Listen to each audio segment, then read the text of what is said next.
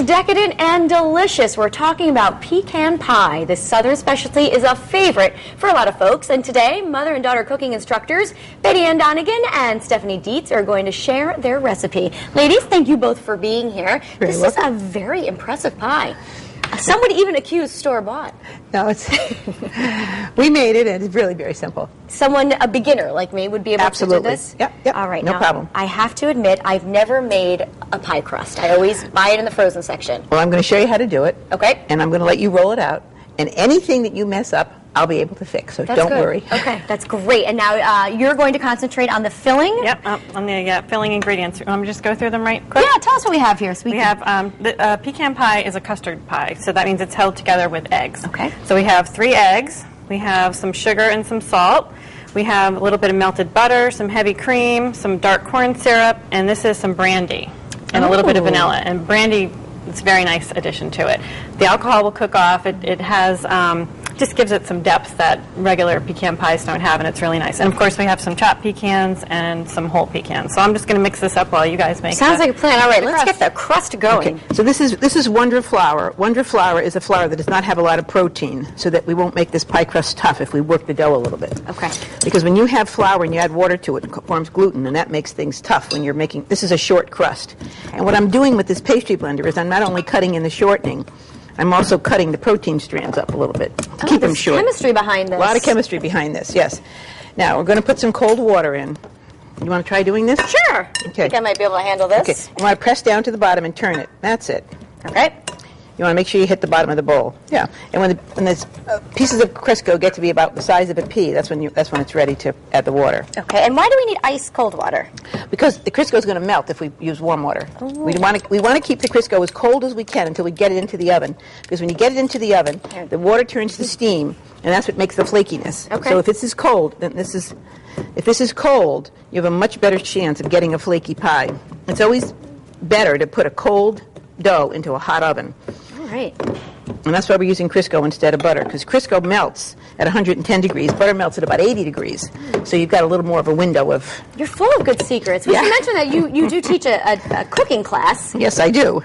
However, it is waiting list only. Well, I can tell, though, why, because you ladies are pros here. So eventually that's going to become a ball, I would assume. You see how it's coming together?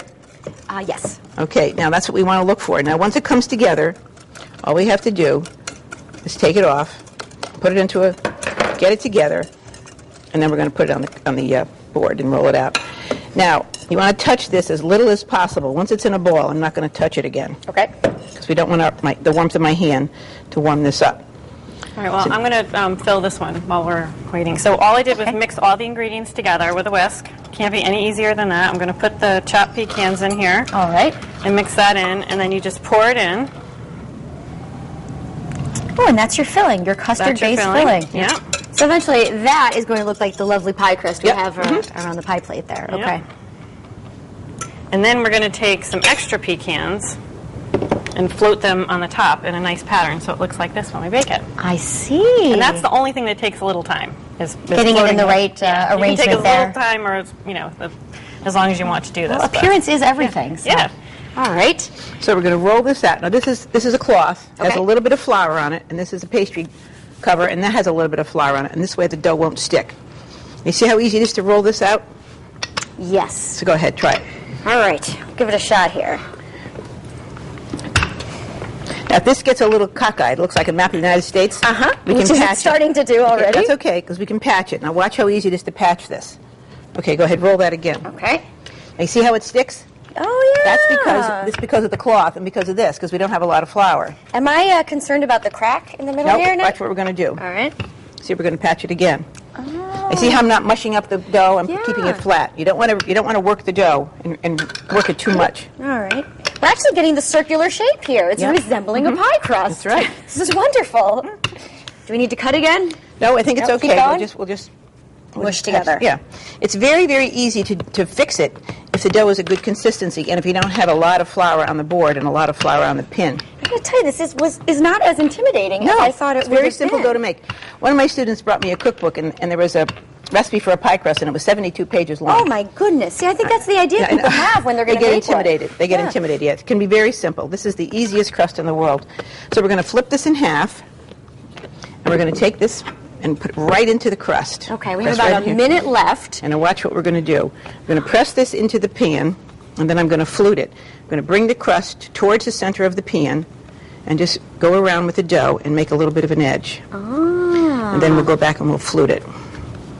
Now, when you do it towards the center, the crust has less of a chance of falling off, because if this thing puffs and it pushes, and that you roll the crust out, the crust can fall off. Okay. But this way, there's less of a chance of doing that. Now, if I have to patch it, you see how easy it is? Some extra dough, and it sticks. I mean, you can't roll it perfectly. You're never going to get into a perfect circle, so being able to patch it makes a big difference. Wow. See how it touches? When I touch it, it sticks? Yes, absolutely. That's because I didn't use a lot of flour. That's the secret, huh? That's the secret, yeah. Okay. But in order not to use a lot of flour, you have to have the cloth. I see. Can I take credit for this? Sure. Could this be my first pie crust? Why not? Oh, and you're almost complete here with our lovely pecan arrangement. Yep. So how long would you bake this for? You're going to stick it in the oven? About 40 minutes at 375. And the recipe will be on the website, too, so anybody that wants to see it. Yeah. Piece of cake. So can you guys stick around for the end of the show? Yeah, you got to try it. I know, I can't wait. Do you serve this with anything? Do you whipped cream? Or you can use ice cream. Either one is traditional. Oh, you can't go wrong with that. I know. We did ladies. bring some whipped cream. Oh, fantastic. Thank you so much, and we'll try this a little later.